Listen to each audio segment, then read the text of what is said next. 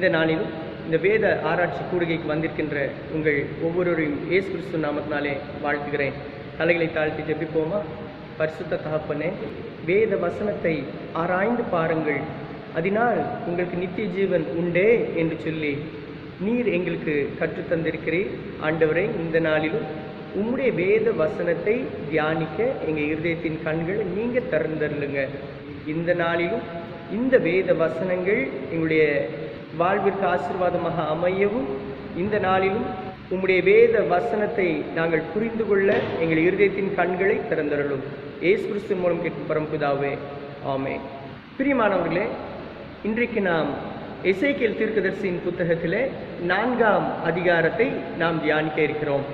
இந்த 4ஆம் அதிகாரத்தை நாம் தியானிக்க வேண்டுமானால் நாம் வேதத்தில் உள்ள மற்ற பகுதிகளிலும் தியானிப்பது அது ஆசீர்வாதமாக அமையும். சங்கீதம் 125ஆம் சங்கீதத்தை நாம் திருப்பி வைத்துக் கொள்வோம். இந்த 125ஆம் சங்கீதத்திலே கர்த்தரை நம்புகிறவர்கள் என்றென்றைக்கும் அசையாமல் நிலைத்திருக்கும் சீயோன் பர்வதத்தை போல் இருப்பார்கள் என்று சொல்லியிருக்கிறதை நாம் பார்க்க முடியும். ஆண்டவரை நம்புகிறவர்களை அவர் சீயோன் பர்வதம் போல அவர் உயர்த்தி ஆசீர்வதிப்பேன் என்று சொல்லுகிறார். அது மாத்திரமல்ல, சங்கீதம் 125 2ஆம் வசனத்திலே நாம் பார்த்தோமானால், பர்வதங்கள் எருசலேமை சுற்றி இருக்குமா போல் கர்த்தர் இது முதல் என்றென்றைக்கும் தம்முடைய ஜனத்தை சுற்றிலும் இருக்கிறார் என்று சொல்லப்பட்டுள்ளது. பிரியமானவர்களே, எருசலேமை சுற்றி பர்வதங்கள் இருந்து பாதுகாப்பது போல ஆண்டவருடைய பிள்ளைகளுக்கு ஆண்டவரே அவர் பர்வதமாக இருந்து பாதுகாப்பேன் என்று சொல்லுகிறார். இப்பொழுது நாம் எசேக்கியேல் தீர்க்கதரிசியின் புத்தகத்திலே 4ஆம் அதிகாரத்தை நாம் திருப்பி வைத்துக் கொள்வோம். இந்த 4ஆம் அதிகாரத்தில் ஆண்டவர் எசேக்கியேல் மூலமாக ஜனங்களுக்கு சொல்லுகிறது என்னவென்றால், ஒரு செங்கலை எசேக்கியேல் தீர்க்கதரிசி எடுக்க சொல்கிறார். அந்த செங்கலின் மீது எருசலேம் நகரத்தை அவர் வரைய சொல்கிறார். வரைந்து அதற்கு விரோதமாக அவர் ஒரு காரியத்தை சொல்லுகிறார்.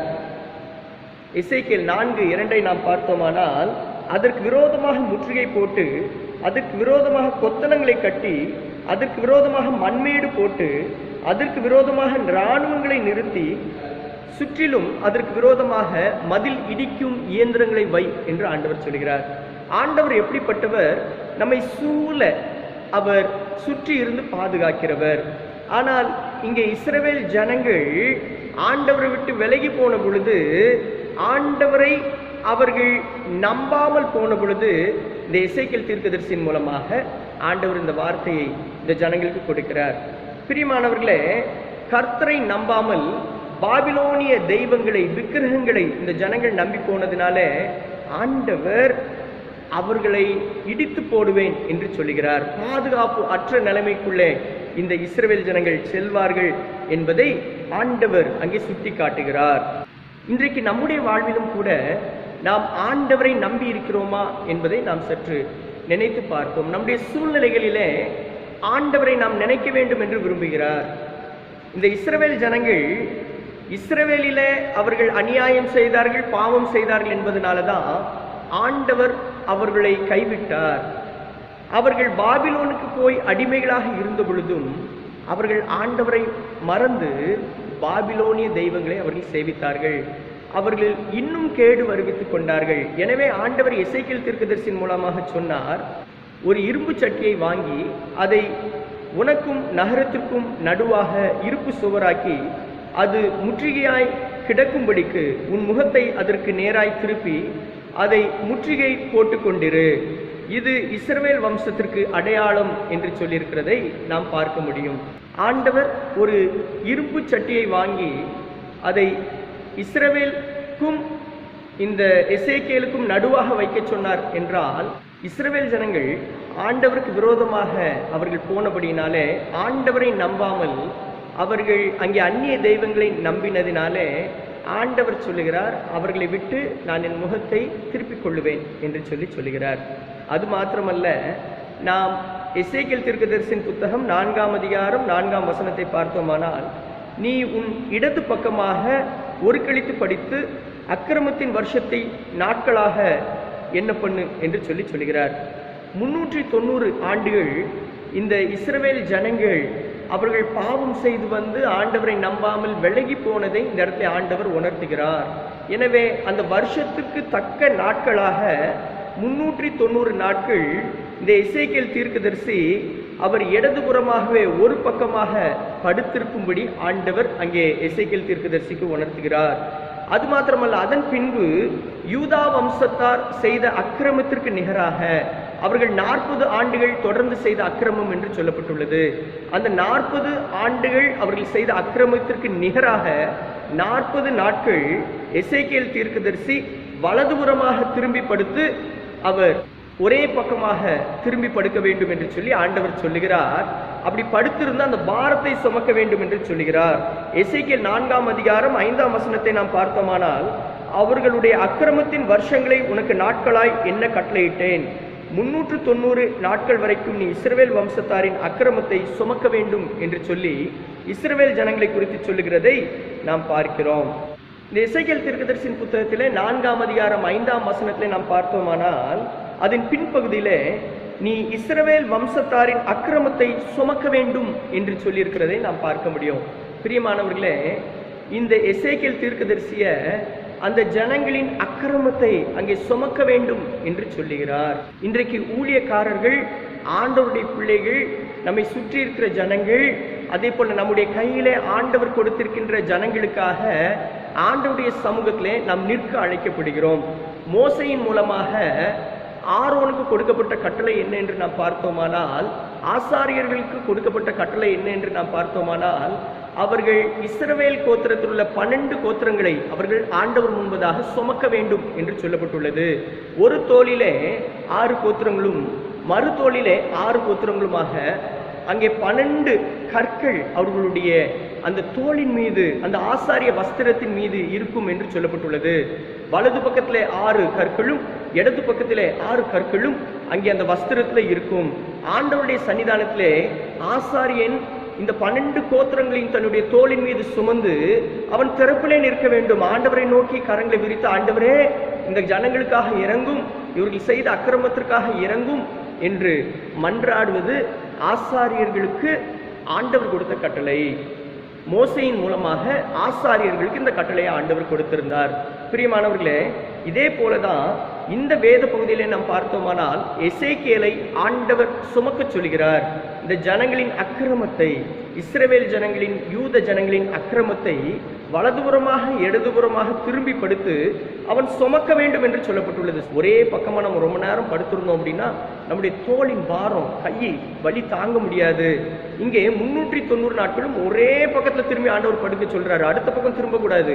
ஒரே பக்கமாக இஸ்ரவேல் ஜனங்களை மாத்திரம் நினைத்து அவருடைய அக்கிரமத்தை சுமந்து அங்கே எசேக்கியேல் அப்படியே படுத்திருக்கணும்னு சொல்லி சொல்லப்பட்டுள்ளது. எசேக்கியேல் என்ன செஞ்சிட்டு இருப்பார்? அந்த நேரத்தில் அவர் இஸ்ரவேல் ஜனங்களுக்காக அங்கலாய்த்திருப்பார். அவருடைய உள்ள ஆண்டவரை நோக்கி கதறி இருப்பார், ஆண்டவரே இறங்குங்கப்பா, ஆண்டவரே இறங்குங்கன்னு சொல்லி அந்த 390 நாட்களும் அவர் இஸ்ரவேல் ஜனங்களுக்காக அவர் கதறி இருப்பார். அதே போல யூத ஜனங்களுக்காக அவர் வலதுபுறமாக திரும்பி படுக்கும் பொழுது அந்த 40 நாட்களும் யூத ஜனங்களுக்காக இந்த எசேக்கியேல் ஆண்டவருடைய சந்நிதியில கதறி இருப்பார். ஊழியக்காரர்களே, உங்களை இன்றைக்கு ஆண்டவர் திருச்சபையின் மக்களை தூக்கி தோளிலே சுமக்க வேண்டும் என்று அழைக்கிறார். ஆசாரியர்களே, திருச்சபையின் தலைவர்களே, நீங்கள் உங்களுடைய ஜனங்களுடைய பாரங்களை உங்களுடைய தோளின் மீது தூக்கி சுமக்க வேண்டும் என்று ஆண்டவர் விரும்புகிறார். ஆண்டவருடைய சன்னிதானத்தில் ஜனங்களுக்காக பரிதபிக்க, ஜனங்களுக்காக ஜெபிக்க அழைக்கிறார். எசேக்கியேல் தீர்க்கதரிசிக்கு ஆண்டவர் அப்படிப்பட்ட ஒரு பாரத்தை அங்கே கொடுத்தார். இன்றைக்கும் கூட உங்கள் வீட்டில் நீங்கள் வீட்டின் தலைவராக இருக்கிறீங்களா? உங்கள் குடும்பத்தின் தலைவராக இருக்கிறீங்களா? உங்கள் குடும்பத்தில் இருக்கிறவர்களுடைய பாரங்களை நீங்கள் சுமந்து ஆண்டவருடைய சமூகத்திலே திறப்பிலே நிற்க அழைக்கப்படுகிறீர்கள். இங்கே எசேக்கியேல ஆண்டவர் இஸ்ரவேலுக்காகவும் யூதாக்காகவும் அந்த பாரங்களை சுமக்க அவர் கட்டளையிட்டார். இன்றைக்கும் கூட நீங்கள் திருச்சபையின் தலைவர்களாக இருக்கலாம், இன்றைக்கு நீங்கள் ஊழியக்காரங்களாக இருக்கலாம், உங்கள் மேலே பாரம் அழுத்திட்டு இருக்கலாம். இன்றைக்கும் கூட மக்களை குறித்த பாரம், உலக மக்களை குறித்த பாரம், சுற்றி இருக்கிற ஜனங்களை குறித்த பாரம் அங்கலாய்க்கின்ற உங்களுடைய இருதயத்தை ஆண்டவர் பார்க்கிறார். ஆண்டவர் எசேக்கியேல் 390 நாட்கள் இஸ்ரவேலுக்காகவும் 40 நாட்கள் யூதாவுக்காகவும் அவன் பாரத்தோடு ஜெபிப்பதற்கு அவனுக்கு பலனை கொடுத்தாரு. இன்றைக்கும் கூட நான் எப்படி இதை சுமக்க முடியும், இந்த பாரத்தை சுமக்க முடியும்னு நினைக்கிங்களா? உங்கள் திருச்சபையின் மக்களின் பாரத்தை, உங்கள் குடும்பத்தில் உறுப்பினர்களுடைய பாரத்தை, உங்களை சுற்றி இருக்கிற ஜனங்களுடைய பாரத்தை நான் எப்படி சுமக்க முடியும்னு நினைக்கிங்களா? ஆண்டவர் உங்களை பலப்படுத்துவார், கவலைப்படாதீங்க. இந்த எசேக்கியேல் தீர்க்கதரிசியை ஆண்டவர் பலப்படுத்தினார்.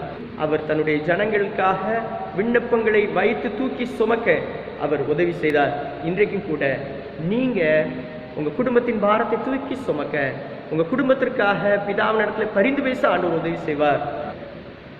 நீங்கள் உங்களுடைய தோளின் மீது தூக்கி உங்களுடைய திருச்சபையின் மக்களின் பாரங்களை சுமக்க ஆண்டவர் உங்களுக்கு உதவி செய்வார். எசேக்கியேல் தீர்க்கதரிசியின் புத்தகத்தில் 4ஆம் அதிகாரத்தில் 15, 16ஆம் வசனத்திலே நாம் பார்த்தோமானால், 16ஆம் வசனத்தில், பின்னும் அவர் மனுபுத்திரனே, இதோ அப்பமும் தண்ணீரும் அவர்களுக்கு குறையவும், அவனவன் திடுக்கிடவும், அவர்கள் தங்கள் அக்கிரமத்திலே வாடி போகவும், நான் எருசலேமிலே அப்பம் என்னும் ஆதரவு கோலை முறிக்கிறேன் என்று சொல்லியிருக்கிறதை நாம் பார்க்க முடியும். பிரியமானவர்களே, எசேக்கியேல் தீர்க்கதரிசியின் புத்தகத்திலே 4ஆம் அதிகாரத்தில் 16, 17ஆம் வசனங்களை குறித்து நாம் அதிகமாக அறிந்து கொள்ள வேண்டுமானால், நாம் யாத்ராகமம் 23ஆம் அதிகாரம் 25ஆம் வசனங்களை நாம் வாசிப்போம். உங்கள் தேவனாகிய கர்த்தரையே சேவிக்க கடவீர்கள், அவர் உன் அப்பத்தையும் உன் தண்ணீரையும் ஆசீர்வதிப்பார், வியாதியை உன்னிலிருந்து விலக்குவேன் என்று சொல்லியிருக்கிறதை நாம் பார்க்க முடியும். இஸ்ரவேல் ஜனங்களுக்கு மோசேயின் மூலமாக ஆண்டவர் கொடுத்த கட்டளை என்னவென்றால், உங்கள் தேவனாகிய கர்த்தரை சேவிக்க கடவீர்கள். ஆண்டவரை சேவிச்சா அவர் அப்பத்தையும் தண்ணீரையும் ஆசீர்வதிக்கிறேன் என்று சொல்லி அவர் சொல்லுகிறார். ஆனால் எசேக்கியேல் தீர்க்கதரிசியின் புத்தகத்தில் நாம் 4ஆம் அதிகாரம் 16, 17ஆம் வசனத்திலே நாம் பார்த்தோமானால், அப்பம் என்னும் ஆதரவு கோலை நான் முறித்து போடுவேன் என்று ஆண்டவர் சொல்லுகிறார். ஏன்? ஜனங்கள் ஆண்டவரை சேவிக்கவில்லை. எசேக்கியேல் தீர்க்கதரிசியின் மூலமாக இந்த இஸ்ரவேல் ஜனங்களுக்கும் யூதா ஜனங்களுக்கும் ஆண்டவர் சொல்லும் பொழுது என்ன சொன்னார்? நான் உங்க ஆதரவு கோலை முறிச்சிருவேன். அந்த ஆதரவு கோல் என்ன? அப்பம், உணவு. தண்ணீரை நீங்க கிடைக்காம போயிடும், நான் குறைய பண்ணுவேன். அந்த தண்ணீரை நீங்க அளந்து அளந்து குடிக்கிற அளவுக்கு நான் வச்சிருவேன். ஏனென்றால் நீங்கள் என்னை சேவிக்கவில்லை என்று சொல்லி ஆண்டவர் எசேக்கியேல் தீர்க்கதரிசியின் மூலமாக சொல்லுகிறார்.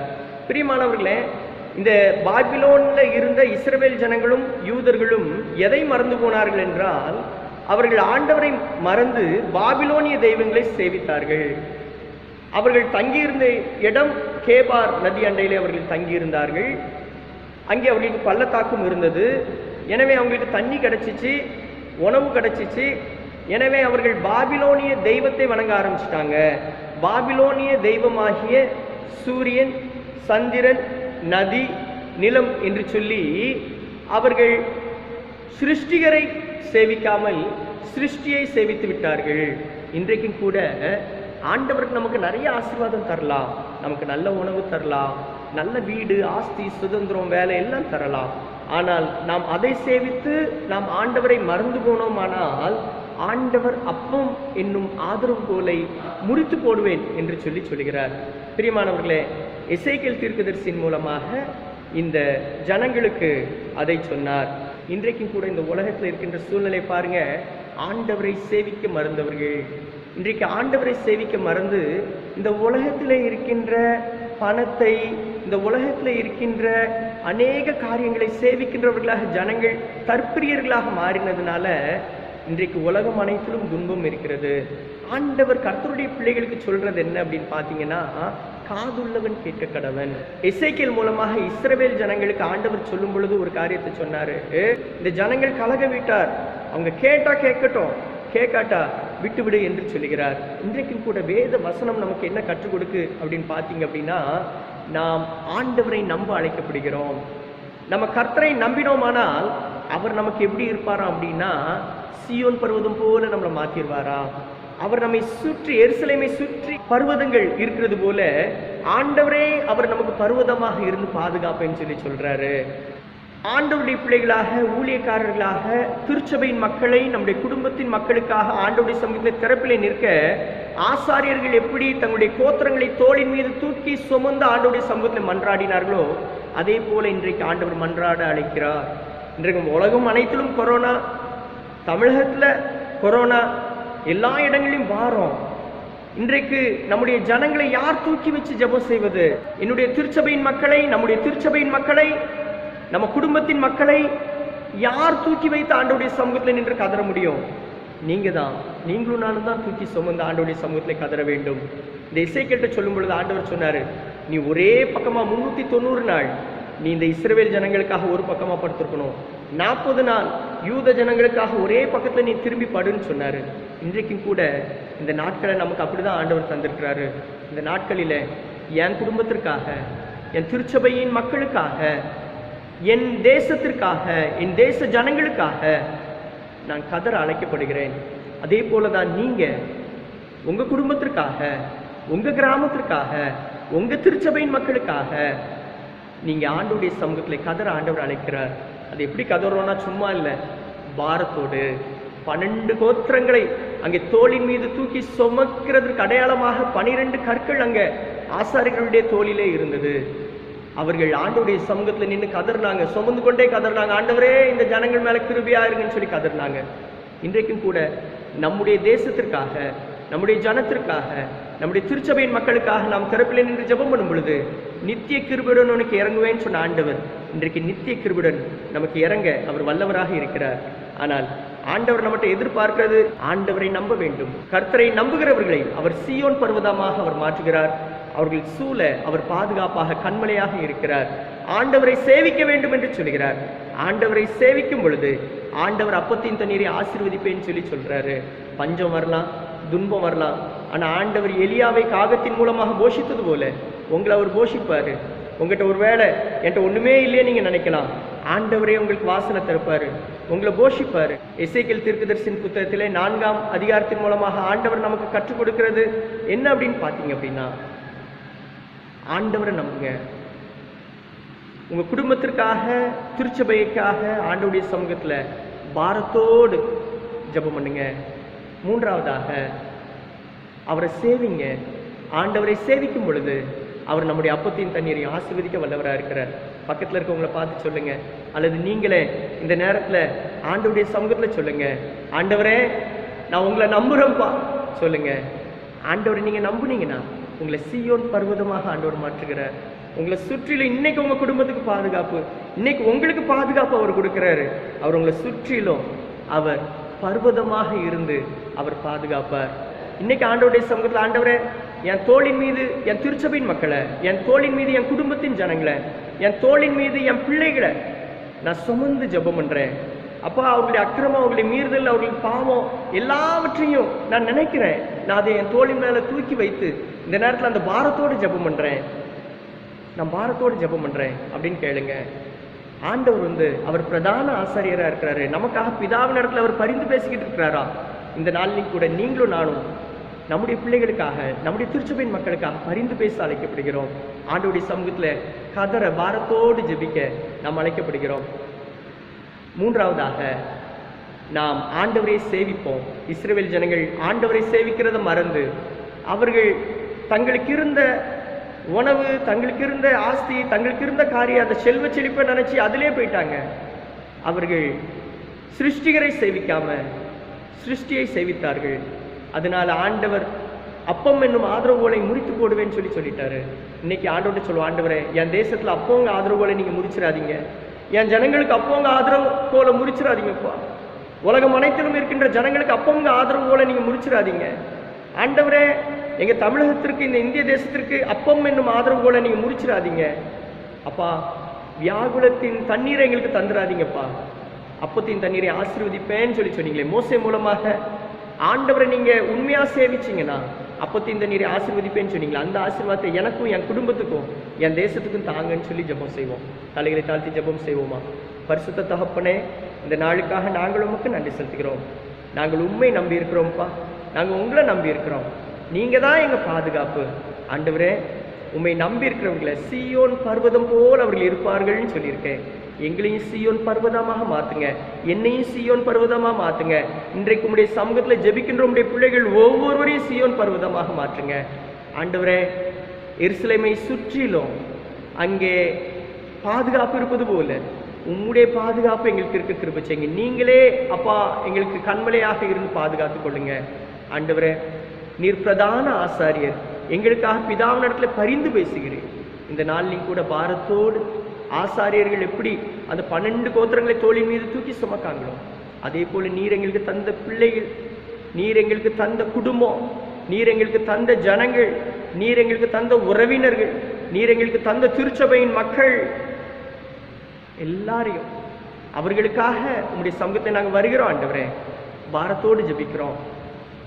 அப்பா, எங்களுடைய குடும்பம், என்னுடைய திருச்சபையின் மக்கள் பிழைத்துக் கொள்வார்களாக. ஆசாரியன் உங்களுடைய சமூகத்தில் கையெடுத்து ஏறெடுத்து ஜெபம் பண்ணும் பொழுது நீர் இறங்குகிறீரே, அதே போல இன்றைக்கு நாங்கள் கையை ஏறெடுத்து இவர்களுக்காக பரிந்து பேசுகிறோம். நீர் இறங்குவீராக ஆண்டவரே. உம்மை சேவிக்கிறவர்களுடைய அப்பத்தின் தண்ணீரை நீர் ஆசீர்வதிக்கிறவராக இருக்கிறேன். இன்றைக்கு நாங்கள் உம்மை சேவிக்கிறோம்ப்பா. நாங்கள் யார்கிட்ட போக முடியும்ப்பா? வேற யாரை சேவிக்க முடியும்? அப்பா, பரத்திலிருந்து தான் எங்களுக்கு ஒத்தாசை வந்தாகணும். நாங்கள் உண்மையே சேவிக்கிறோம்ப்பா. நீங்க தான் மேஷியா, நீங்க தான் ரட்சகர், நீங்க தான் இம்மானுவேல். இந்த நாளில் அப்பா நாங்கள் உங்களை சேவிக்கிறோம். எங்கள் அப்பத்தின் தண்ணீரை ஆசீர்வதிங்க அப்பா. எங்கள் வீட்டு அப்பத்தின் தண்ணீரை ஆசீர்வதிங்க, எங்கள் குடும்பத்தின் அப்பத்தின் தண்ணீரை ஆசீர்வதிங்க, என் திருச்சபையின் மக்களின் அப்பத்தின் தண்ணீரை ஆசீர்வதிங்க, என் கிராமத்தில் இருக்கின்ற மக்களின் அப்பத்தின் தண்ணீரை ஆசீர்வதிங்க, என் தேசத்தில் இருக்கின்ற ஜனங்களின் அப்பத்தின் தண்ணீரை நீங்கள் ஆசீர்வதிங்க ஆண்டவரே. உங்களுடைய கருத்தில் நாங்கள் தாழ்த்தி தருகிறோம். நாங்கள் உம்முடைய வழியிலே நடக்க, உம்மை நம்பி இருக்க, உம்முடைய பாதத்தில் அமர்ந்து இருக்க, உம்மை சேவிக்க எங்களுக்கு உதவி செய்யுங்க. இயேசு கிறிஸ்துவின் மூலம் கேட்கிறோம் பிதாவே, ஆமென். நம்முடைய கர்த்தராகிய இயேசு கிறிஸ்துவின் கிருபையும் பிதாவாகிய தேவனுடைய அன்பும் பரிசுத்த ஐக்கியமும் நம்மளுடைய எப்பொழுதும் இருப்பதாக. ஆமென்.